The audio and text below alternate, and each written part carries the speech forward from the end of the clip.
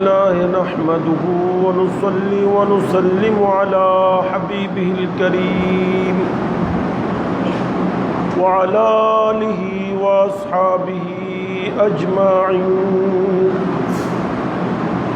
أما بعد فقد قال الله جل وعلا في شان حبيبه الكريم مخبرا وآمرا: إن الله وملائكته يصلون على النبي يا أيها الذين آمنوا صلوا عليه وسلموا تسليما. صلى الله على سيدنا محمد وآله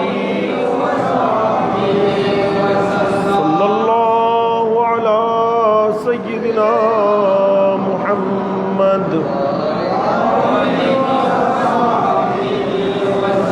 صلاة يا رسول الله عليكم سلام يا دو عالم کیوں نہ ہو قربا اسی پر، خدا بھی ہے رضا جو اے محمد. صلاۃ یا سلام یا دو عالم میں ہمیں کافی محمد، درد عالم میں ہمیں شافی محمد. صلاۃ یا سلام یا مکین لامکاں باشد محمد، بڑی ہے عرش سے شان محمد. صلاۃ یا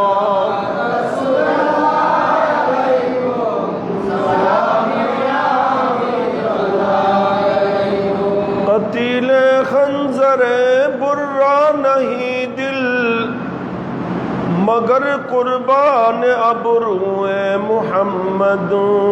صلاۃ یا سلام یا خدا کی رضا چاہتی ہے دو عالم، خدا چاہتا ہے رضائے محمد. صلاۃ یا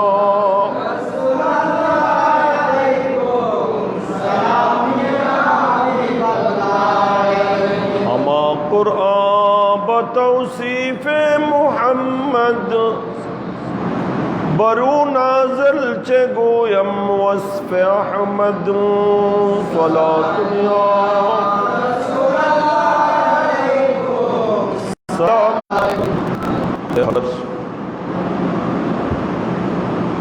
রব্বুল আলামিন আমাদেরকে দয়া করেছেন হজের মাস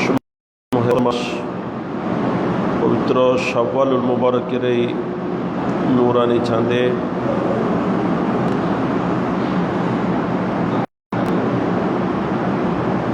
থেকে অত্র হযরতে হুসেন শাহ রাহমাতুল্লাহ মাহফিলে মুবারক অনুষ্ঠানে আল্লাহ পাক আমাদেরকে হাজির উপস্থিত হওয়ার তৌফিক দিয়েছেন।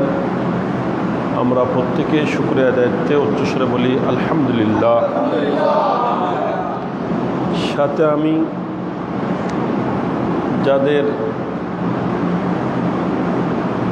আর্থিক শারীরিক সহযোগিতায় চেষ্টা প্রচেষ্টায় মাহফিল ইন্তজাম হয়েছে এবং যারা যারা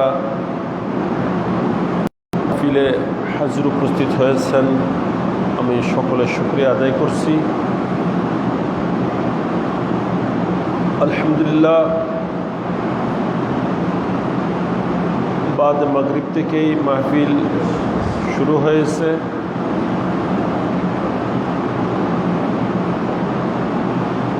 নয়াবাড়ি ফরালি সরাং জামে মসজিদের পেশ ইমাম ও খতিব মুকররম বিশিষ্ট আলেম দ্বীন ওয়াইজ খুশবয়া আজিজম হযরতুল হাজ মৌলানা নিজামুদ্দিন আনোয়ারি জিদ ইলমুহু ওয়া শরফু আপনাদেরকে নিয়ে অত্যন্ত সুন্দরভাবে সুচারুরূপে আল্লাহর প্রিয় বান্দা আউলিয়া ইকরামের দেওয়া তরতিব মোতাবিক পবিত্র খতমে গৌসে শরীফ সমাপ্ত করেছেন।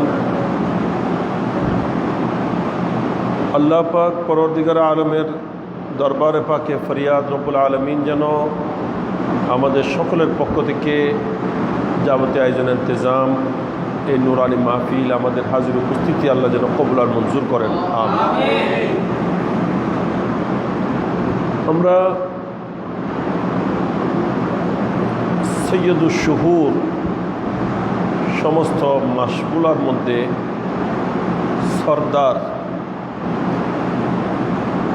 অতীব বরকতময় পবিত্র রমাদানুল মুবারকের নুরানি মাস অতিবাহিত করে এই শাওয়ালুল মুবারকের পবিত্র চাঁদে পদার্পণ করেছি।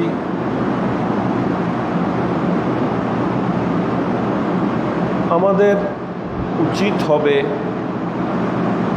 এটা আমাদের জন্য একান্ত আবশ্যক, আমরা রমজানুল মুবারকের পবিত্র চাঁদে আল্লাহ তাআলার পক্ষ থেকে যে প্রশিক্ষণ আমাদেরকে দেওয়া হয়েছে, আমরা আমাদের জীবন কিভাবে অতিবাহিত করব, আমরা কিভাবে আল্লাহকে ভয় করব,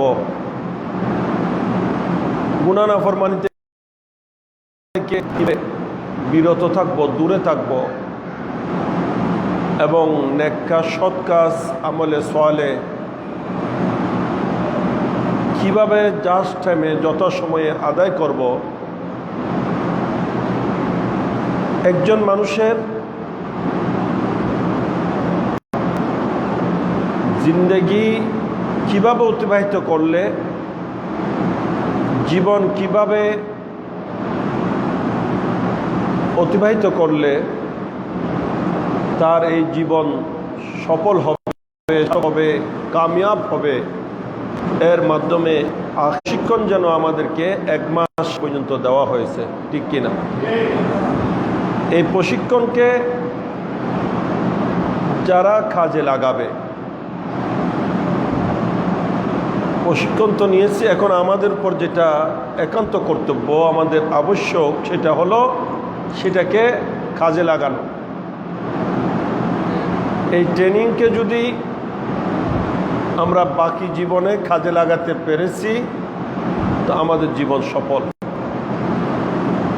আমাদের দুনিয়াও কামিয়াব, আখিরাতও কামিয়াব।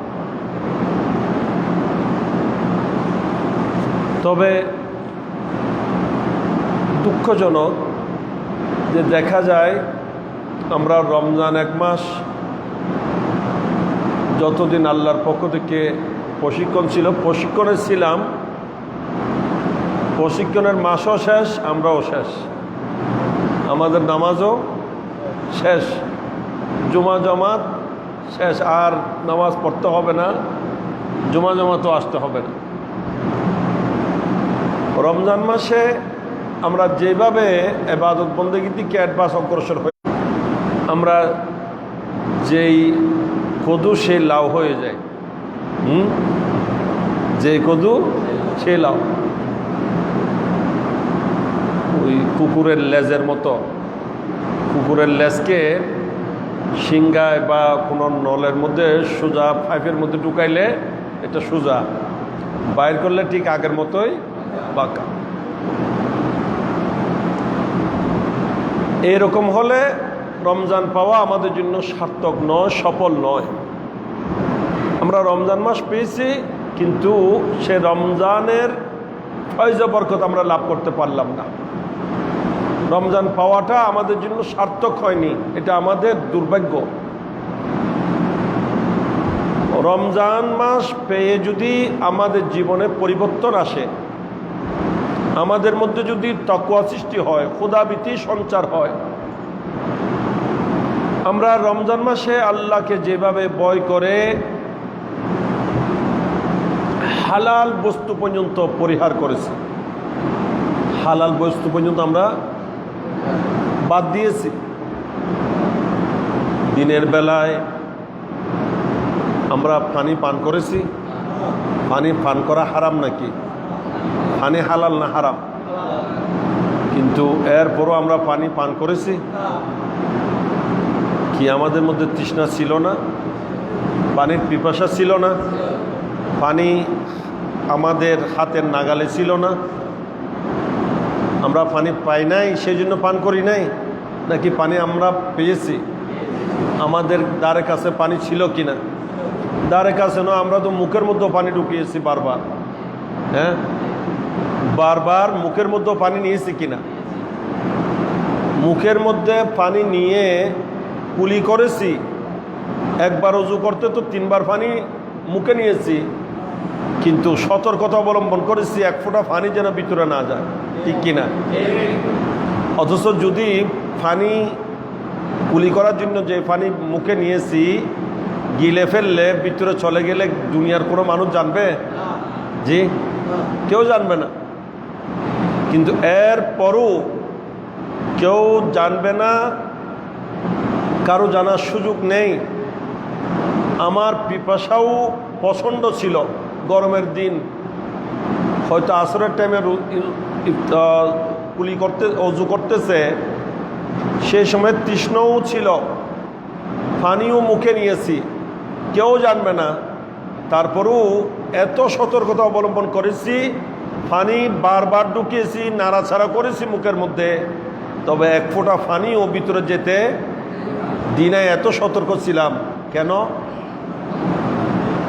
পানি পান করলে দুনিয়ার কেউ দেখবে না, জানবে না, কিন্তু আল্লাহ দেখবেন, আল্লাহ জানবেন। এইটাকে ভয় করে আমরা পানি হালাল হওয়া সত্ত্বেও, পিপাসা থাকা সত্ত্বেও, মুখের ভিতর ঢোকানোর পরও আমরা পানি পান করি নাই, আল্লাহকে ভয় করে। তো আল্লাহ পাক সুবহানাহু ওয়া তাআলা রমজান মাসে সবগুলা দেখেন, জানেন। রমজানের বাইরে দেখেন না মনে হয়? রমজানে আল্লাহ দেখা বন্ধ হয়ে যায়, আল্লাহ জানা বন্ধ হয়ে যায় না? আল্লাহ দেখেন, এখনো দেখতেছেন কিনা, জানতেছেন কিনা? আল্লাহ পাক সুবহানাহু ওয়া তাআলা দেখতেছেন, জানতেছেন, এবং আল্লাহ কদিম, আল্লাহর গুণাবলীও কদিম। আল্লাহর দেখার মধ্যে, জানার মধ্যে কোনো পরিবর্তন নেই। আজলি, আবাদি, চিরস্থায়ী। আল্লাহ দেখতেছিলেন, দেখতেছেন, দেখতে, জানতেছিলেন, জানতেছেন, জানতে থাকবেন। এটা রমজান মাসে আমরা সেভাবে আল্লাহকে ভয় করেছি, হালাল পর্যন্ত বর্জন করেছি, আর রমজান চলে গেছে, ঠিক আবার আগের মতো হয়ে গেলাম। নামাজের ধার খবর নাই, নেক সৎ কাজের খবর নাই,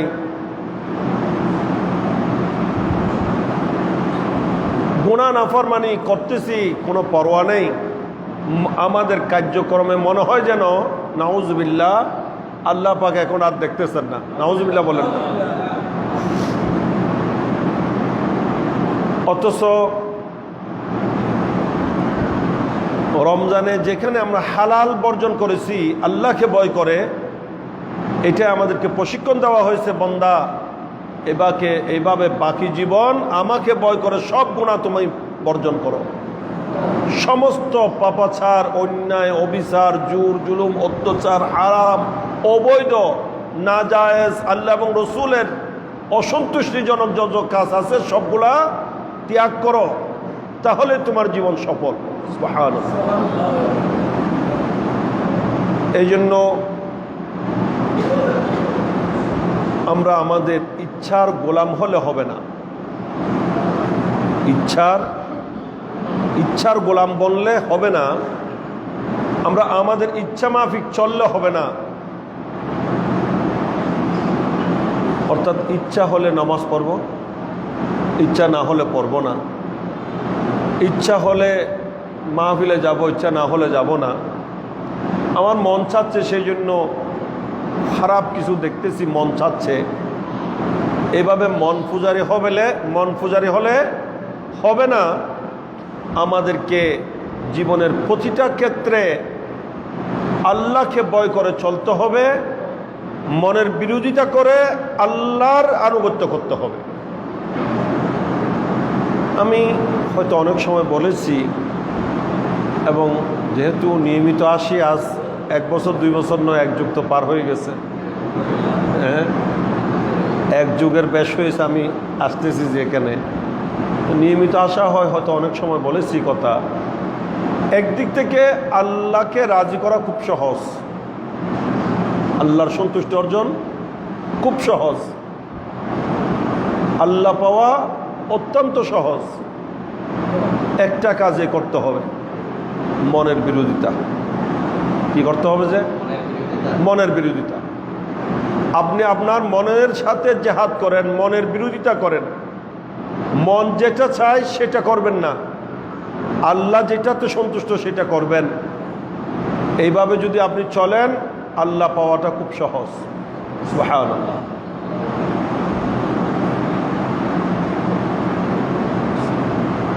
আল্লাহকে ভয় করে যারা মন পূজারি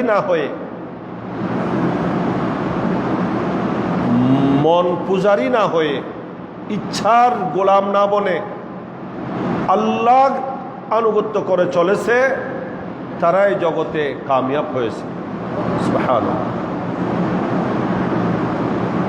তো কোরআনে পাকে আল্লাহ পাক পরওয়ারদিগার আলম ইরশাদ করছেন, ওমান খাফা মাকাম রাব্বিহি ওয়া নাহান নাফসা আনিল হাওয়া ফাইন্নাল জান্নাতা হিয়াল মাওয়া। আল্লাহ তাআলা বলছেন জান্নাত কার ঠিকানা হবে?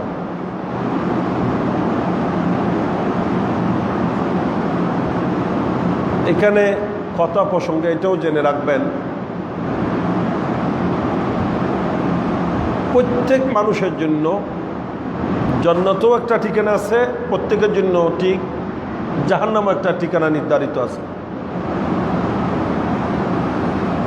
এটা হাদিসে পাক। প্রত্যেকের জন্য জান্নাতেও কি আছে?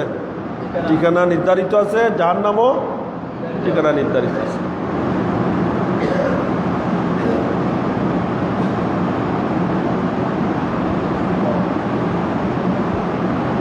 আপনি জাহান্নামের কাজ করলে জাহান্নামের জায়গাটা আপনার জন্য বরাবর থাকবে, আর আপনি যদি জান্নাতের কাজ করে দুনিয়া থেকে যেতে পারেন, তো জান্নাতেরটা আপনার জন্য বরাবর ঠিক থাকবে। তবে প্রত্যেকের জন্য জান্নাতেও ঠিকানা আছে, জাহান্নামও ঠিকানা আছে, জায়গা আছে। এই জন্য দুনিয়ার মানুষ যদি, সৃষ্টির প্রত্যেকেই যদি এই বর্তমানে যা আছে, আগামীতে যা আসবে, সবাই যদি নাউজুবিল্লাহ আল্লাহর নাফরমানি করে জাহান্নামী হয়ে যায়, জাহান্নামের জায়গা সংকট হবে না, জাহান্নামের জায়গা সংকট হবে না। আল্লাহ সবার জন্য জায়গা রেখেছেন জাহান্নাম। ঠিক তদ্রূপ সৃষ্টির আদি থেকে অন্ত পর্যন্ত, শুরু থেকে শেষ পর্যন্ত সমস্ত আদম জাতি যদি আল্লাহর আনুগত্য করে, নেক কাজ করে, সৎ কাজ করে, প্রত্যেকে যদি জান্নাতি হয়ে যায়, আল্লাহর সকলকে জান্নাত দিতেও কোনো সমস্যা হবে না, জান্নাতের জায়গা সংকট হবে না। সুবহানাল্লাহ। প্রত্যেকের জন্য জায়গা নির্ধারিত আছে। এই জন্য হাদিসে পাকে আসছে,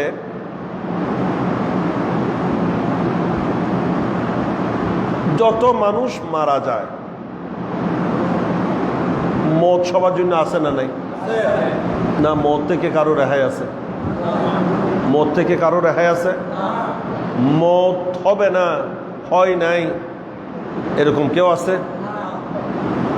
যাদের এই হায়াত আছে তাদেরই মত আছে। মত, মৃত্যু, ফানা যার নাই উনি আল্লাহ। উনি কে? আল্লাহ পাক সুবহানাহু ওয়া তাআলা সূরা আর রহমানের মধ্যে ইরশাদ করেছেন, কুল্লু মান আলাইহা ফান ওয়া ইয়াবকা ওয়াজহু রাব্বিকা যুল জালালি ওয়াল ইকরাম। আল্লাহ তাআলা বলছেন কুল্লু মান আলাইহা ফান, এই জমিনে যা আছে সবগুলা ধ্বংস হবে, ধ্বংসশীল। কুল্লু নফসিন যায়কাতুল মউত, একমাত্র যিনি বাকি থাকবেন উনি কে? আল্লাহ। আল্লাহর জন্য ফানা নেই, আল্লাহর জন্য মত নাই, আল্লাহ চিরস্থায়ী। আল্লাহ আল্লাহ ছিলেন, আছেন।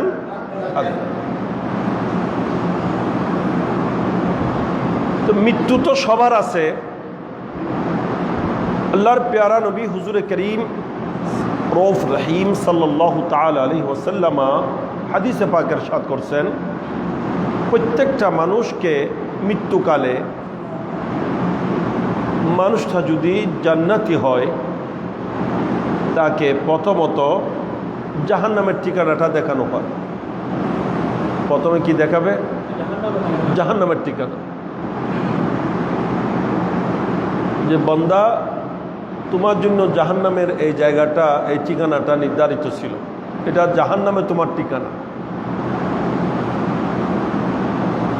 তখন ওই মানুষটা খুব পেরেশান হয়ে যায়, চেহারা মলিন হয়ে যায়, ভীত সন্ত্রস্ত হয়ে যায়। কিন্তু মানুষটা কি বলছি? জান্নাতি, দিনদার, পরহেজগার, খুদাবিরু, আল্লাহওয়ালা, নবীর আশিক, নবী প্রেমিক, আল্লাহ এবং আল্লাহ রসুলের সন্তুষ্টিজনক কাজ করে দুনিয়া থেকে যাচ্ছে, এরকম বান্দা তাকে প্রথমে দেখাইতে কি দেখায়? জাহান্নামের ঠিকানা দেখায়। তখন সে পেরেশান হয়ে যায়। পরক্ষণেই তাকে বলা হয় যে এটা তোমার জন্য ছিল, যে এখন নাই, যেহেতু তুমি ওখানকার কাজ করো নাই, আল্লাহকে রাজি করে দুনিয়া থেকে যাচ্ছ, ওইটা তোমার জন্য ক্যান্সেল হয়ে গেছে, এখন জান্নাতে তোমার এই ঠিকানা। তাকে জান্নাতের ঠিকানা দেখানো হয়। কিসের ঠিকানা? জান্নাতের ঠিকানা।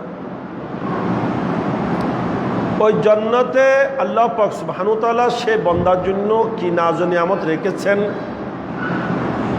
জান্নাতের কি সুবাস রেখেছেন, জান্নাতের দালান, বিল্ডিং, বাগিচা, সব কিছু আল্লাহ পাক সুবহানাহু ওয়া তাআলা তার সামনে পেশ করে থাকেন।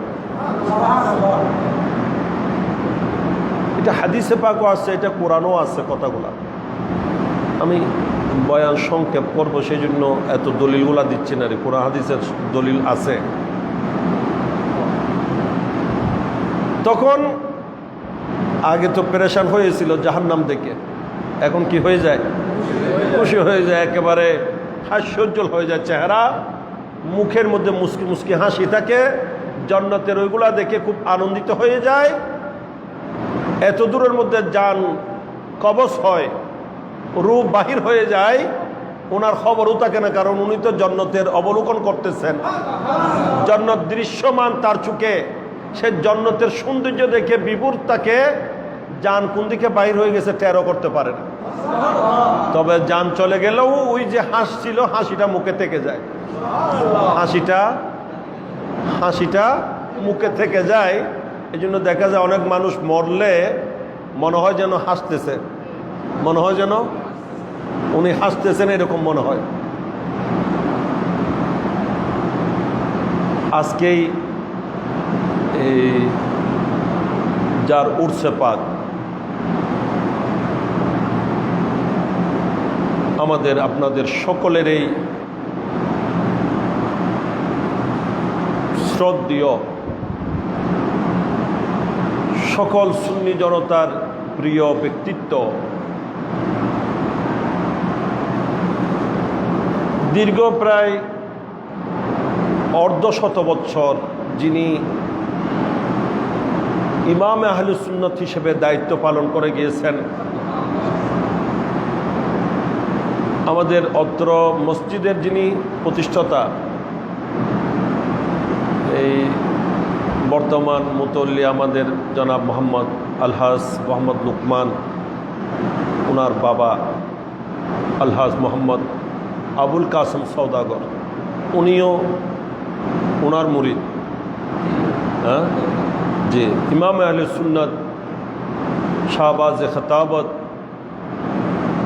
শেখুল মুহাদ্দিসিন সনদুল মুহাদ্দিসিন উস্তাজুল আসাতিজা আল্লামা শাহ সুফি কাজী মোহাম্মদ নুরুল ইসলাম হাশমি সাহেব কেবলা রহমতুল্লাহ আলাই, উনি ইন্তেকাল করছেন তো মাত্র আজকে 1 বছর হচ্ছে। যে তো ওনার ইন্তেকালের পরে যারা দেখেছেন মুখে হাসি ছিল কিনা? জি, মুখে হাসি। এবং ইনি তো আলহামদুলিল্লাহ যথেষ্ট বয়স হয়েছিল ওনার, 90-এর উপরে, কিন্তু ইন্তেকালের পর চেহারা দেখে মনে হচ্ছিল না যে উনি 90 বছর বয়স্ক। হ্যাঁ, কি হল লোকমান? চেহারা ভেঙে যায় নাই, এই পরিবর্তন হয় নাই, বরং একেবারে এই নজওয়ানের মতো। এগুলা নেককারের আলামত, আল্লাহর প্রিয় ভাজন হওয়ার আলামত। এটাকেই ডক্টর ইকবাল বলছেন নিশানে মর্দে মুমিন বাত গুই, ফার্সি ভাষায় বলতেছেন নিশানে মর্দে মুমিন বাত গুইম ছু মুর্গ আয়াত তাবাসসুম বার লবে উস। যে ইমানদারের নিশান আমি তোমাকে বলে যাচ্ছি, ইমানদার যারা, তারা মৃত্যু আসলে মুখের মধ্যে মুস্কি হাসি থাকবে।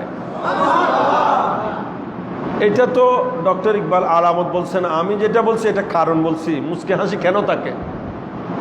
হাসি কেন থাকে? হাসি থাকার কারণ হচ্ছে আল্লাহ পাক সুবহানাহু ওয়া তাআলা ওনাদের সামনে জান্নাত অবলোকন করে দেন এবং জান্নাতি সুবাস ওনাদেরকে পেশ করেন। সূরা ওয়াকিয়ার শেষের দিকে আল্লাহ তাআলা বর্ণনা দিয়েছেন, ওয়া আম্মা ইন কানা মিনাল মুকাররাবিন ফারাহু ওয়া রাইহানু ওয়া জান্নাতু নাঈম। কোরআনে আছে না নাই? কোরআনে পাকে আল্লাহ তাআলা বলছেন, আমার বান্দা যিনি দুনিয়া থেকে আসতেছেন, যিনি দুনিয়া থেকে আসতেছেন, উনি যদি আমার সন্তুষ্টি লাভ করে, আমার নৈকট্য প্রাপ্ত বান্দা হয়ে থাকেন, উনি এমনি আসে না। ওনার আসার আগে আমি আল্লাহ জান্নাতি সুবাস, জান্নাতি গ্রান, জান্নাতি ফুল ওনারকে পেশ করে থাকি। ও জান্নাতু নাঈম, জান্নাতে নাঈম ওনার সামনে দৃশ্যমান করে দিই। জান্নাতে ওনার ঠিকানা কোনটা সেটা ওনার সামনে পেশ করে দিই। উনি জমিনে মৃত্যু শয্যায় বসে জান্নাত দেখতে পান, তখন খুশিতে বিভোর হয়ে যান, মুস্কি হেসে হেসে দুনিয়া থেকে বিদায় নেন।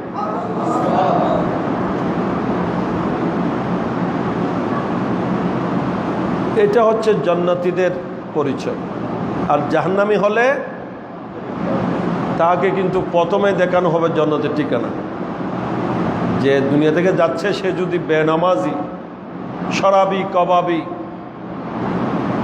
জেনা বেবিচারী, অপকর্মকারী, আল্লাহ এবং রসুলের নাফরমান, দুনিয়া থেকে যাচ্ছে বেঈমান হয়ে, আল্লাহর নাফরমান হয়ে, আল্লাহর অসন্তুষ্ট অবস্থায় দুনিয়া থেকে যাচ্ছে, জাহান্নামী হয়ে দুনিয়া থেকে যায়, তখন আল্লাহর পক্ষ থেকে ফেরেশতারা তাকে প্রথমে জান্নাতের ঠিকানা দেখান। আমি একটু আগে বলেছি প্রত্যেকের জন্য জান্নাতের ঠিকানা আছে, জাহান্নামও। তাকে প্রথমে কোনটা দেখায়? জান্নাত দেখায়। জান্নাতে বলে যে এটা তোমার জান্নাতের ঠিকানা। তখন খুব খুশি হয়ে যায়। কি হয়ে যায়? খুশি হয়ে যায়। এই জন্য মৃত্যুকালে এরকম বোঝার মতো শক্তিওয়ালা মানুষ যদি পাশে থাকে অনেক কিছু বুঝতে পারে, অনেক কিছু। মৃত্যু এটাই তার পরিচয় করে দেবে, ওই বন্দার কি দেবে, পরিচয় দেবে। ইন্নামাল ইবরাতু বিল খাওয়াত, সব কিছুর দার মদার পরিচয় শেষের উপর। যার শেষ বালা তার সব বালা।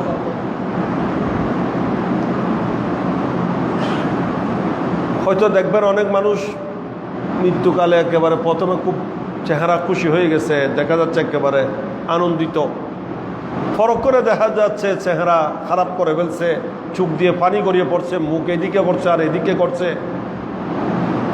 এটা কিন্তু লক্ষণ কি নয়, ভালো না। তাকে প্রথমে জান্নাত যখন দেখানো হয়, জান্নাতের ঠিকানা দেখে খুশি হয়ে যায়, খুব আনন্দিত হয়। পরক্ষণে বলা হয়, বন্দা এটা আল্লাহ তোমার জন্য জান্নাতে রেখেছিলেন, কিন্তু তুমি সেই যেখানের আমল করো নাই বিদায় এটা ক্যান্সেল হয়ে গেছে। এটা কি হয়ে গেছে, ক্যান্সেল হয়ে গেছে। এখন জাহান্নামে তোমার এই ঠিকানা, নাউজুবিল্লাহ। এখন জাহান্নামে তোমার এই ঠিকানা। এই জাহান্নামের ঠিকানা যখন তাকে দেখানো হয়, শুধু জাহান্নামের ঠিকানা দেখানো হয় না, কোরআন বলছে ওয়া আম্মা ইন কানা মিন আসহাবিল জাহিম,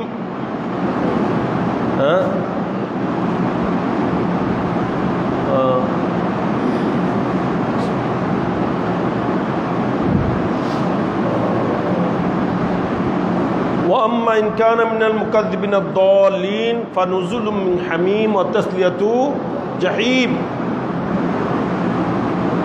আল্লাহ তাআলা বলছেন وأما إن كان من المكذبين الضالين, ওই মৃত্যুবরণকারী বন্দাটা যদি মুকাজ্জিব হয়,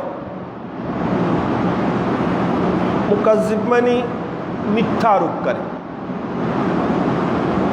কোরআন হাদিসের বয়ান আলোচনা এগুলা শুনলে অবজ্ঞা করে, এগুলাকে ফাত্তা দেয় না, কানের বাইরে রাখে। আছে না এরকম?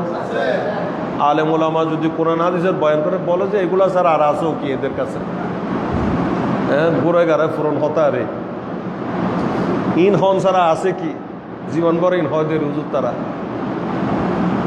নাউজুবিল্লাহ বলেন না। কোরআন হাদিস আল্লাহ এবং আল্লাহ রসুলের বাণীগুলাকে যারা উপেক্ষা করে, অবজ্ঞা করে, মিথ্যা আরোপ করে, যা আজে বাজে কথা, কি কথা, বাজে কথা মনে করে, ফাত্তা দেয় না, খানের বাইরে রাখে, ওয়াম্মা ইন কানা মিনাল মুকাজ্জিবিনা দাল্লিন, এবং আল্লাহ বলছেন তারা যদি গুমরাহ হয়, বদ আকিদা পোষণকারী, ইমান বেঈমান হয়ে থাকে, নিজেও গুমরাহ অপরকেও গুমরাহ করে, এরকম আছে না? আল্লাহ বলছেন ফানুজুলুম মিন হামিম। হামিম মানে গরম পানি, হামিম মানে কি? আল্লাহ বলছেন নুজুল মানে মেহমানদারি। আল্লাহ বলছেন ওই মৃত্যুকালে আমি তার একটু মেহমানদারি করব। কি করব? তার পিপাসা বেশি লাগছে, তো মৃত্যুকালে পিপাসা কি বেশি লাগে, 7 সমুদ্রের পানি দিলেও পিপাসা মিটে না। এরকম মুহূর্তে আল্লাহ বলছেন আমি তাকে মেহমানদারি করব, তবে এই মেহমানদারি গরম পানি দিয়ে করব। কোন পানি দিয়ে? গরম পানি দিয়েও মেহমানদারি হয় না,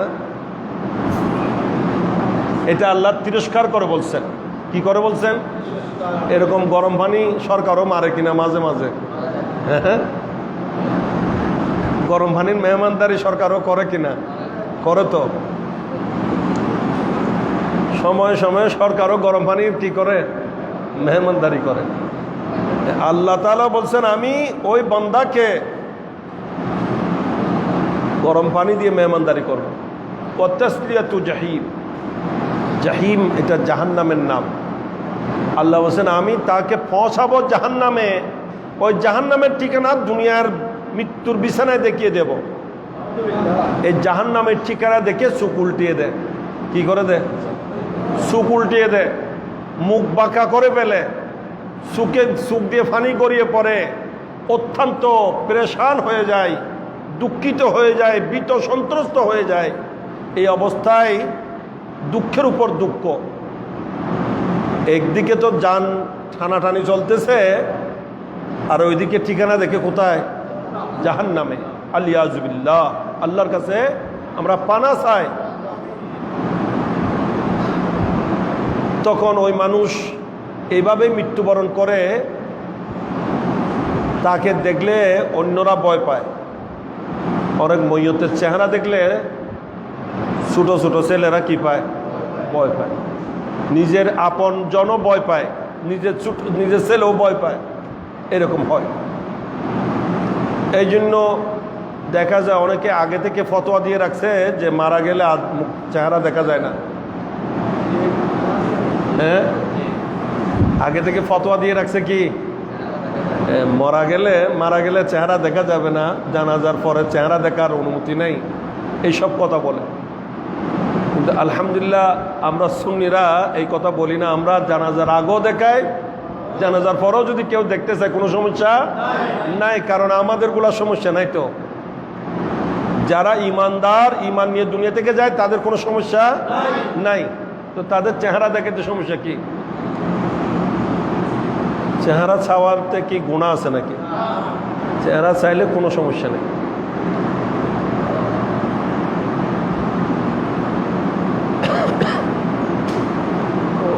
আমি যেটা বলতে চাচ্ছি,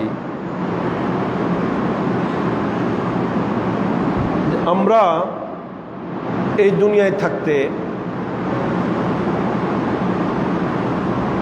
আমাদের ঠিকানা যদি জান্নাত বানাইতে চায়, যে কাজটা আমাদেরকে করতে হবে, আল্লাহর কোরআন বলছে জান্নাত তোমার ঠিকানা হবে। বান্দা একটা কাজ করো। কি করো? একটা কাজ করো। সেটা কি? তুমি দুনিয়ায় থাকতে হাসরের মাঠে যে আমার সামনে এসে দণ্ডায়মান হতে হবে। কার সামনে? আল্লাহর সামনে। যেদিন আল্লাহ পাক সুবহানাহু ওয়া তাআলা আহকামুল হাকিমিন হয়ে, কি হয়ে? আহকামুল হাকিমিন হয়ে আল্লাহ পাক সুবহানাহু ওয়া তাআলা হাসরের মাঠে হিসাব নেবেন। প্রত্যেক বান্দাকে আল্লাহর সামনে দাঁড় করিয়ে জীবনের পুঙ্খানুপুঙ্খানু হিসাব নেবেন। ওই মুহূর্তটাকে ভয় করে আমান খাফা মাকামা রাব্বি, তার প্রভুর সামনে যে দাঁড়াইতে হবে সেটাকে ভয় করে চলে। কি করতে হবে? ওয়ানাহান নাফসা আনিল হাওয়া,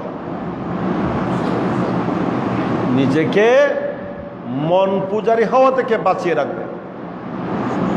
মনের ইচ্ছায় চলা থেকে,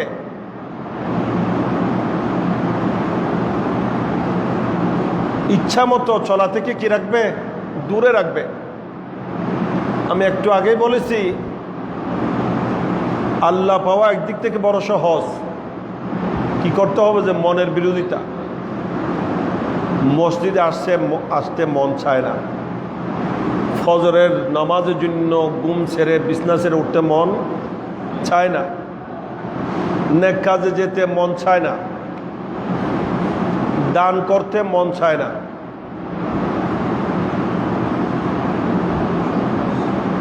বিপরীতে আবার যত খারাপ কাজ আছে সব কিছু করতে মন চায়। হ্যাঁ, খারাপ কিছু দেখতে, খারাপ কিছু শুনতে, খারাপ কিছু করতে মন চায়। মন চাচ্ছে কিন্তু আল্লাহকে ভয় করে মনের বিরোধিতা করছে। মনে চাইলেও করে নাই, মনে চাইলেও দেখে নাই, মনে চাইলেও শুনে নাই। মন চাচ্ছিল বলার জন্য, কিন্তু আল্লাহকে ভয় করে অবুক বললে তো আমাকে আল্লাহর সামনে জবাবদিহি করতে হবে, সেই কথা ভয় করে বলে নাই। আর মন চাচ্ছে না আসতে নামাজে, তারপরেও এসে গেছে। মন চাচ্ছে না ঘুম ত্যাগ করে, বিছানা ত্যাগ করে উঠতে, আল্লাহকে ভয় করে উঠে গেছে। মন চাচ্ছে না মাহফিলে যেতে, আল্লাহকে ভয় করে এসে গেছে। মন চাচ্ছে না দান করতে, আল্লাহকে ভয় করে আল্লাহর রাস্তায় দান করেছে। এভাবে আল্লাহর সন্তুষ্টিজনক যত কাজ সেগুলাকে মনের বিরোধিতা করে ঠিকভাবে করেছে। যে প্রশিক্ষণ রোজা 1 মাস আমরা নিয়েছি, কাল বিলম্ব ছাড়া সবগুলা করতে হবে। আমি গতকালও মাহফিলে বলেছি কথাটা, রমজান আমাদেরকে শিক্ষা দিয়েছে যে প্রত্যেকটা কিছু জাস্ট টাইম, নির্ধারিত সময়ে যেটার সময় যেটা সেটা করতে হবে। ঘুমের সময় ঘুম, খানার সময় খানা, এবাদতের সময় এবাদত। এটাই রমজানের প্রশিক্ষণ, ঠিক কিনা? ইচ্ছা মতো খেলে হবে? টাইম শেষ হয়ে গেছে সেহরিতে খাওয়া যাবে? খাওয়া আরম্ভ করতে বলা হয়েছে, ইফতারের টাইম হয়ে গেছে দেরি করা যাবে? খানার টাইম হয়ে গেছে খেতে হবে। খানা বন্ধ করতে বলা হয়েছে বন্ধ করে দিতে হবে। নামাজে আসতে বলা হচ্ছে এসে যেতে হবে। এইভাবে আমরা প্রশিক্ষণ নিয়েছি। এইভাবে যদি আমরা চলি, এতে শুধু দিনই লাভ নয়, দুনিয়াবি লাভও আছে আমাদের। যেই বান্দা দুনিয়াতে টাইমকে গুরুত্ব দিয়েছে, সময়কে গুরুত্ব দিয়েছে, এই বান্দার জীবন সফল। দুনিয়ার দিক থেকেও সফল, আখিরাতের দিক থেকেও সফল। যারাই দুনিয়াতে সফলতা লাভ করেছে, দুনিয়ার দিক থেকেও যদি কেউ সফলতা লাভ করে থাকে, সময়কে গুরুত্ব দেওয়ার মাধ্যমে লাভ করেছে, ঠিক কিনা? অবহেলা করে, অলসতা করে কেউ কখনো কোনো কাজে বিজয় হতে পারবে না। এগুলা খরগোশ আর কচ্ছপের কিস্তা তো আপনারা শুনেছেন, বই পুস্তকে পড়েছেন। খরগোশ দ্রুত চলতে পারে, কিন্তু কচ্ছপ খুব স্লো। কিন্তু প্রতিযোগিতায় গিয়ে কচ্ছপ অবহেলা করে নাই, খরগোশ কি করেছে? তো খেয়ে জিতেছে। কচ্ছপ জিতে গেছে, খরগোশ পরাজিত হয়েছে। কিসের কারণে? অবহেলা। তাই আপনি যতই চতুর চালাক হন, যদি অবহেলা করেন আপনি ফেল। আর আপনি স্লো, তত বেশি বুদ্ধিমান নন এরই। কিন্তু আপনি যদি অবহেলা না করে থাকেন, সময়কে গুরুত্ব দিয়ে থাকেন, তাহলে আপনিও কামিয়াবি লাভ করতে পারবেন। আল্লাহর প্রিয় বান্দা যারা আল্লাহকে রাজি করেছে, সন্তুষ্ট করেছে, আল্লাহর প্রিয় হয়ে জগৎ থেকে গিয়েছেন, ইনারা সময়কে গুরুত্ব দিয়েছেন। অবহেলা অলসতা জীবনে করেন নাই। আর যারা অবহেলা অলসতা করেছে তারা বরবাদ হয়েছে, ধ্বংস হয়েছে, ক্ষতিগ্রস্ত হয়েছে। দুনিয়ার দিক থেকেও ক্ষতিগ্রস্ত, আখিরাতের দিক থেকেও ক্ষতিগ্রস্ত। আল্লাহ পাক পরওয়ারদিগার আলম আমাদেরকে জীবনের প্রতিটা ক্ষেত্রে সময়কে গুরুত্ব দিয়ে চলার তৌফিক দান করুন। আমাদের উপর যে নামাজ ফরজ, যত ইবাদত, সব কিছু টাইম নির্ধারিত কিনা? টাইম নির্ধারিত কিনা? টাইম মতো করতে হবে। হজ নির্ধারিত দিনে, রোজা নির্ধারিত দিনে, আইয়ামাম মাদুদাত। নামাজ নির্ধারিত সময়ে, কিতাবাম মওকুতা। এভাবে কুরবানি বলেন, জাকাত বলেন, জাকাতও নির্ধারিত সময়ে আপনাকে দিতে হবে, সদকায়ে ফিতর নির্ধারিত সময়ে দিতে হবে। এভাবে প্রত্যেকটা কিছু টাইম মেনটেন করা আছে, আল্লাহর পক্ষ থেকে টাইম নির্ধারিত আছে। এই নামাজ নির্ধারিত সময়ের উপর ফরজ। আমি অবহেলা করলাম, সামান্য অবহেলায় যদি নামাজ কজা হয়ে যায়, টাইম মতো যদি না হয়, এটাকে বলে কজা। কি বলে? খাজা। নামাজ কজা হলে, এক ওয়াক্ত নামাজ কজা হলে, নামাজ পড়ে নাই যে না, নামাজ আদায় করেছে, তবে টাইম মতো করে নেই। যে টাইম মতো নামাজ আদায় না করার শাস্তি আল্লাহ নবী বলছেন, এক ওয়াক্তের জন্য ৮০ হুব্বাত দুজকে জ্বালানো হবে।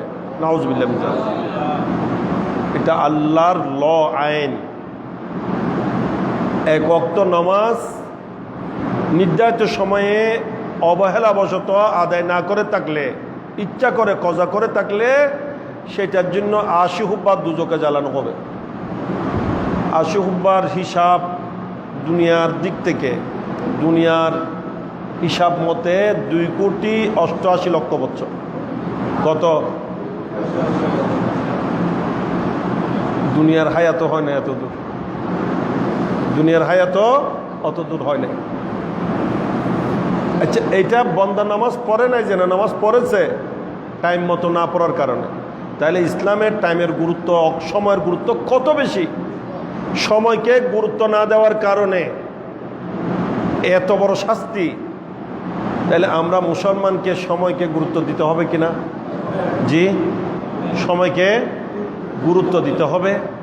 তবে বড় দুঃখজনক, আমরা সময়কে একেবারে গুরুত্ব দিই না, যত অবহেলা আমরাই করে থাকি। আমরা মুসলমান, এই কারণে তো আমাদের অধঃপতন। আমরা মুসলমানের মধ্যে ইসলামের শিক্ষা দীক্ষা কিছুই আমাদের মধ্যে নেই, ইসলামের আদর্শ আমাদের মধ্যে নেই, দিন ধর্মের জ্ঞান আমাদের মধ্যে নেই, ধর্মীয় চেতনা আমাদের মধ্যে নেই, ধর্মীয় অনুভূতি আমাদের মধ্যে নেই। এই কারণে তো বিশ্বের সবখানে মুসলমানে মার খাচ্ছে। কে মার খাচ্ছে? যে মুসলমান। আচ্ছা, কোথাও কি শুনেছেন অন্য ধর্মাবলম্বী হিন্দু, বৌদ্ধ বা ইহুদ, নাসারা, কাফির, মুশরিক কারো উপর হামলা হচ্ছে নিয়মিত? এভাবে কোনো খবর আছে? কিন্তু এমন কোনো দিন নাই যেদিন কোথাও না কোথাও মুসলমানের উপর নির্যাতন হচ্ছে না, জুলুম অত্যাচার হচ্ছে না, ঠিক কিনা? এবং যেখানেই মানুষ মারতেছে, বিধর্মীরা মারতেছে, মুসলমানকে মারতেছে। একটা মাত্র অপরাধ কি? মুসলমান। কি অপরাধ? এই বার্মা থেকে যা ইচ্ছা তা মেরেছে, বাকিদেরকে দেশ থেকে বাইর করে দিয়েছে। কি কি অপরাধ? কারা মারছে? যে ওখানে বৌদ্ধরা। কারা? বৌদ্ধ ধর্মাবলম্বী, ওরা মারছে ওখানে কাদেরকে? ওখানে অন্য ধর্মাবলম্বী আছে না নাই? তাদেরকে মারতেছে। এই ভারতের মধ্যে, ইন্ডিয়াতে নিয়মিত মুসলমানদের উপর জুলুম অত্যাচার চলতেছে। এই কিভাবে চলতেছে এগুলো বলার মতো না, সবগুলা মিডিয়াতে প্রকাশও হয় না। এখনো পর্যন্ত তারা নিয়মিত মুসলমানদের উপর জুলুম অত্যাচার করে যাচ্ছে। এই হিন্দুরা মারতেছে কাদেরকে?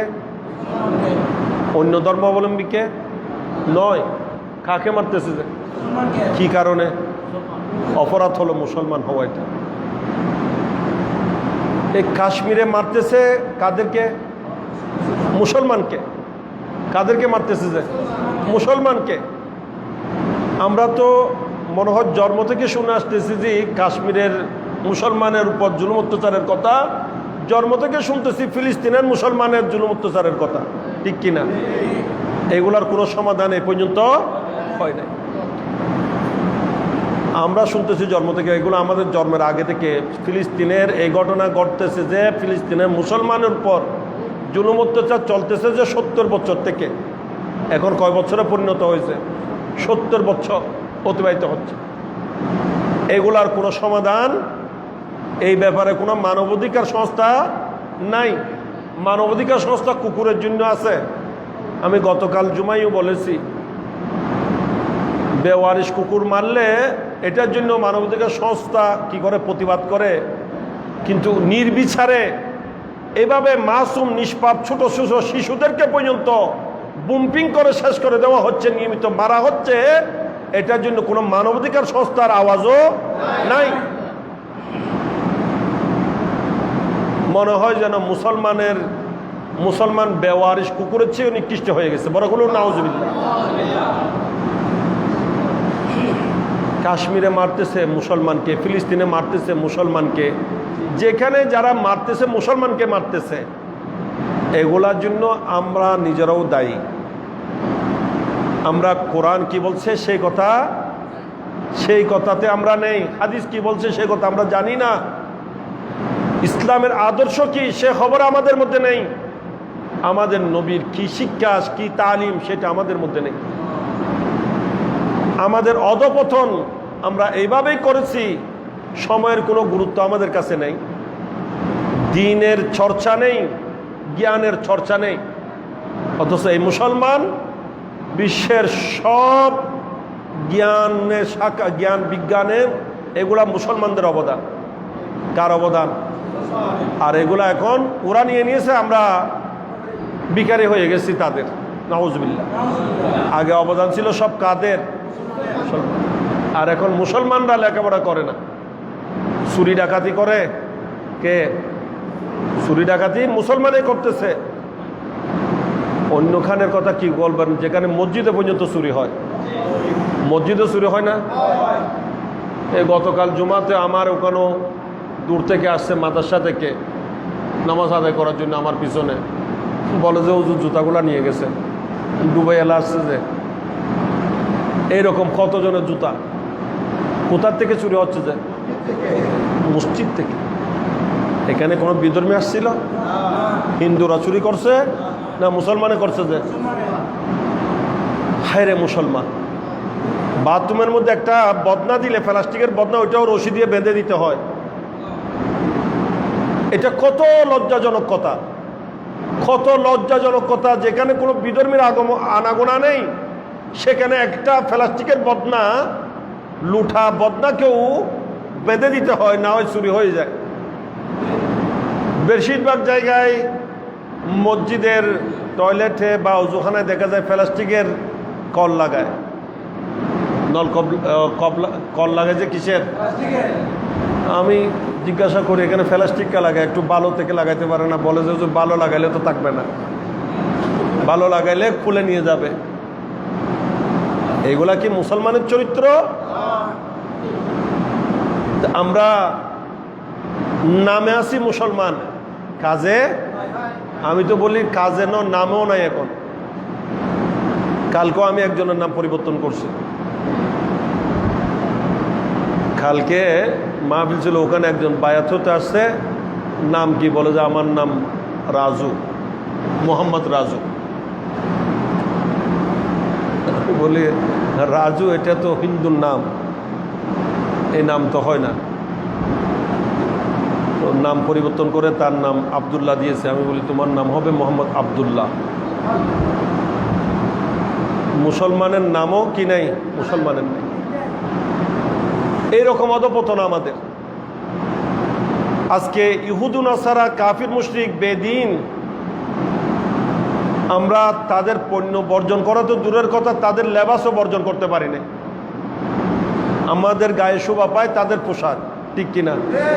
আমি দুর্নাম করছি না, ফিলিস্তিনে অহরহ মুসলমান শহীদ হচ্ছে, আমাদের অন্তরে, আমাদের কলিজায় রক্তক্ষরণ হচ্ছে, চোখের পানি ধরে রাখা যায় না। এরা লাশ বহন করতেছে, কিন্তু আপনি দেখলে দেখবেন এদের ইং করা, এদের ফ্যান কাপড় কি ইং করা অবস্থায়। নাউজুবিল্লাহ বলেন না। তার ছেলে মারা গেছে, মাথায় একটা টুপিও উঠে নাই। আছে মুসলমানের কোনো আদর্শ? মুসলমানের চরিত্র, পোশাক কিছুই নাই, নাম কেউ আসতে মুসলমান। আগে এগুলা ছিনিয়ে নিয়ে তারপর আমাদেরকে মারা শুরু হয়েছে। তাই জেনে রাখবেন, এগুলাই প্রাথমিক ষড়যন্ত্র আমাদের উপর। এগুলার ব্যাপারে আমরা বলে থাকি, এই আহলে হাদিস নামক, আহলে হদিস যে দলগুলো বাইর হয়েছে, এগুলা চাই আমরা আস্তে আস্তে এগুলা আমাদের সবগুলা ছেড়ে দিই, আমরা ওই নামে মাত্র মুসলমান থাকি। আসল জিনিস আমাদের থেকে চলে যাক, মুসলমানের পরিচয় চলে যাক, তারপর আমাদেরকে তাদের ইচ্ছা মতো যেমন ইচ্ছা তেমন করা যাবে। নাউজুবিল্লাহ। এইটাই বাতিলদের ষড়যন্ত্র, ইহুদি নসরা ষড়যন্ত্র বাতিলদের মাধ্যমে বাস্তবায়ন হচ্ছে। আমাদেরকে সতর্ক হতে হবে, কেউ মনে কষ্ট নেবেন না। এগুলা আসলে বড় পরিতাপের বিষয়। একজন মানুষ,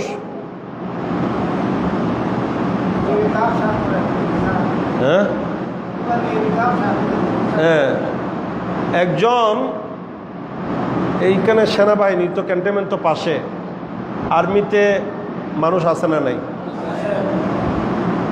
এই রাস্তাঘাটে পুলিশ ট্রাফিক আছে না নাই? আচ্ছা, এরা গরম পড়তেছে বলি কি গেঞ্জি পরে দায়িত্ব পালন করতে পারবে? জি, গরম পড়তেছে, বেশি গরম, অসহনীয়, সেই জন্য কি এই গেঞ্জি পরে, হাফ প্যান্ট পরে দায়িত্বে অফিসে যেতে পারবে? জি, পারবে? আর আমরা মনে করি না, গরম পড়তেছে, পাঞ্জাবি পরে নামাজ পড়তাম, যে গরম, হাফ শার্ট পরে মসজিদে চলে আসতেছি, গেঞ্জি একটা পরে মসজিদে চলে আসতেছি, দেখা যায় 3/4 ফ্যান একটা পরে মসজিদে চলে আসতেছি। মুসলমানের ছেলে হাফ প্যান্ট ফিরে ফিরে পরে ঘুরতেছে, দেখলে বোঝা যায় না কি মুসলমান না অমুসলমান। আমি আরেকদিনও বলেছিলাম, ফজরের নামাজের পর আমি আমার আব্বা হুজুরের মাজারে জিয়ারতে যাচ্ছি, তখন প্রতিমধ্যে একজন দেখলাম হাফ প্যান্ট পরা দাঁড়িয়ে আছে, আমাকে সালাম দিয়েছে। আমি প্রথমে মনে করছিলাম হিন্দু ছেলে হবে। যখন সালাম দিয়েছে আমি বুঝতে পারলাম যে হিন্দু না। তা আমি দাঁড়ালাম, তাকে জিজ্ঞাসা করলাম কি নাম তোমার? বলে যে আমার নাম আব্দুল করিম। তা আব্দুল করিম, তুমি তোমার এই অবস্থা কেন? আমি তো তোমাকে হিন্দু মনে করছি। বলে যে না হুজুর, আমি খেলতে যাচ্ছি। ঠিক, ফুটবল খেলতে যাচ্ছি। হাই হাই, একটু মনে কষ্ট নেবেন না। অনেকে আছে আমি এইসব কথা বললে উল্টা বুঝে। একটু নিজের বিবেককে কাজে লাগান। আল্লাহ তো বিবেক আপনাকেও দিয়েছেন, এই বিবেক কাজে না লাগাইলে এটার জন্য জবাবদিহি করতে হবে। আপনাকে যদি আপনার বস ডাকে, বস বুঝেন তো? জি হ্যাঁ, যার আন্ডারে আপনি আছেন সে যদি আপনাকে কোনো কারণে তলব করে, ডাকা পাঠায়, আপনি যেই কাপড়ে আছেন, গেঞ্জি পরে, লুঙ্গি পরে বা এই হাফ প্যান্ট পরে চলে যাবেন না একটু ফিটফাট হয়ে যাবেন?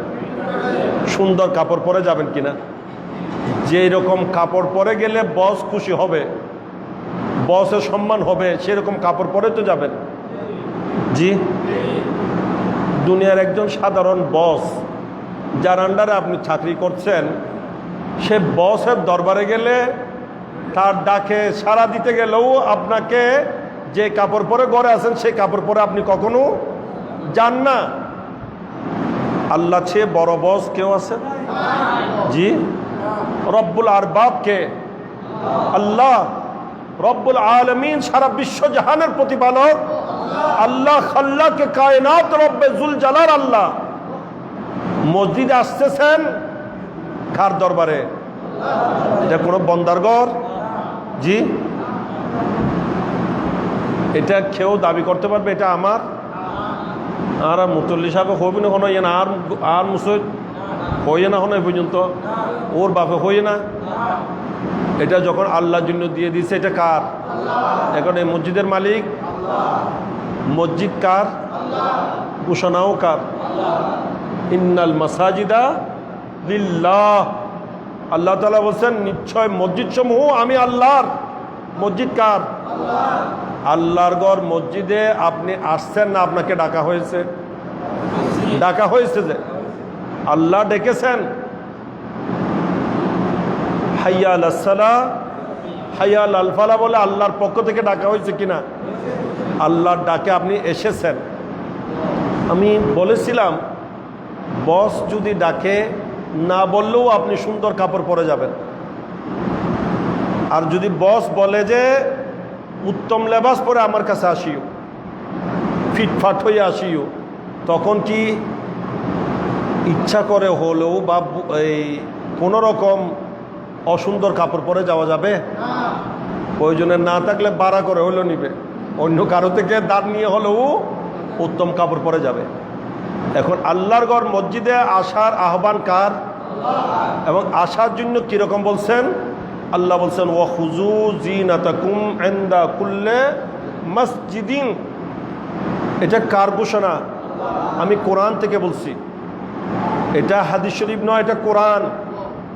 আল্লাহ বলছেন খুযু জিনাতাকুম ইনদা কুল্লি মসজিদ। এত ইনদা কুল্লি মসজিদ তো কম আজ কম বুঝতেছেন।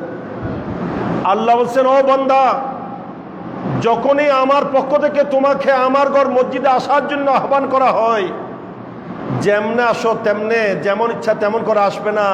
আসার সময় সৌন্দর্য গ্রহণ করে আসো, উত্তম কাপড় পরিধান করে আসো, ভালো লেবাস পরে, পোশাক পরে, সেজে গুজে, জিনত ধারণ করে আমার ঘর মসজিদে আসো। সুবহানাল্লাহ। নির্দেশ কার? আর এখন তো আমরা ফ্যান শার্ট পরে ইং করে নামাজে চলে আসি। জামা পড়ছি কাঠটা ওই আল্লাহর দুশ্মনের, ইহুদি নসারার পোশাক তাদের গোলায় ভালো লাগে, আল্লাহর নবীর দেওয়া সুন্নতের পোশাক ভালো লাগে না। এটাই আমরা মুসলমানের স্বভাব। নাউজুবিল্লাহ।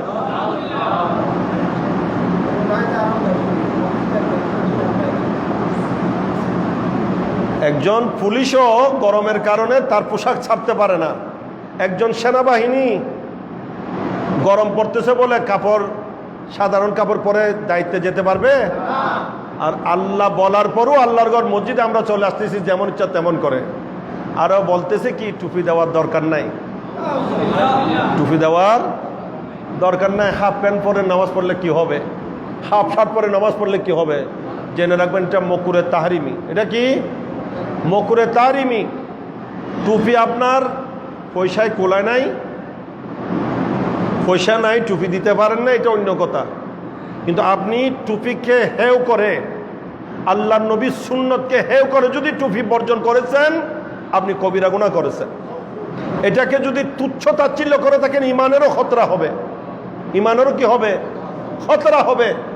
এগুলো শয়তানদের প্ররোচনা। তাই সতর্ক থাকবেন, জেনে রাখবেন হাফ শার্ট পরে গেঞ্জি পরে নামাজ পড়া মকুরে তাহরিমি। মকুরে তাহরিমির হুকুম হচ্ছে এই নামাজ আপনাকে পুনরায় পরে দেওয়াটা ওয়াজিব। পুনরায় পরে দেওয়া, ভালো কাপড়ে কাপড় চেঞ্জ করে পরিপূর্ণ লেবাসের কাপড় পরে পুনরায় নামাজ পড়ে দিতে হবে। আমরা এসব কিছু দাঁড়ি না, আমরা মনে করছি এত কিছু দরকার কি? আল্লাহর ঘরে আসতে যদি সুন্দর করে না আসেন, কোথায় যাবেন? শাশুর বাড়িতে যাওয়ার সময় তো এভাবে যান না, গঞ্জি পরে শাশুর বাড়ি যাবনি জি, তাহলে শাশুর বাড়ি থেকে আল্লাহর ঘর নিকৃষ্ট হয়ে গেল। নাউজুবিল্লাহ। ইমানদারের ইমানের কোথায় খেয়াল দেয়া? আস্তাগফিরুল্লাহ, লা হাওলা ওয়ালা কুওয়াতা ইল্লা বিল্লাহ। অথচ আল্লাহর নির্দেশনা যে আল্লাহর ঘরে আসার সময় সুন্দর কাপড় পরে আসো। সুন্দর কাপড় পরতে বলতে টাইটু নয়, সুন্নতি লেবাস, যেটা আল্লাহ আল্লাহ রসুলের পছন্দনীয় সে ধরনের কাপড় পরিধান করা, এটা হচ্ছে আল্লাহর নির্দেশ। হাফ শার্ট নয়, ফুল শার্টের জামা আপনি যদি জামার কাপড় এভাবে উঠাই দেন তাও মকরে তারিমা। ইন বডি দিলে কি হইব? মকরে তারিমা হবে। ফ্যান যদি বটে দেয় মকরে তারিমা হবে। যেমন ইচ্ছা তেমন চলার নাম ধর্ম নয়। যেমন ইচ্ছা তেমন চললে আল্লাহ পাওয়া যায় না, আল্লাহকে রাজি করা যায় না, শয়তানকে রাজি করা যায়। নাউজুবিল্লাহ। আল্লাহ পাক পরওয়ারদিগার আলম আমাদের সকলকে বোঝার এবং আমল করার তৌফিক দান করুন। মুসলমানদের মধ্যে আল্লাহ পরিবর্তন দান করুন। ইসলামী জাগরণ চেতনা আল্লাহ নসিব করুন। আমরা মুসলমানদেরকে সত্যিকার মুসলমানিত্ব দান করুন। আমরা যদি শুদ্ধ হয়ে যায় না, ইনশাআল্লাহ কোনো শক্তি আমাদের সাথে পারবে না। আজকে আমরা আসল থেকে সরে গেছি, সেই জন্য এভাবে মার খাচ্ছি। আল্লাহ পাক আমাদেরকে পরিবর্তন হওয়ার তৌফিক দান করুন। আমিন। ওয়া আখির দাওয়ানা আলহামদুলিল্লাহি রাব্বিল আলামিন। বিসমিল্লাহির রহমানির রহিম।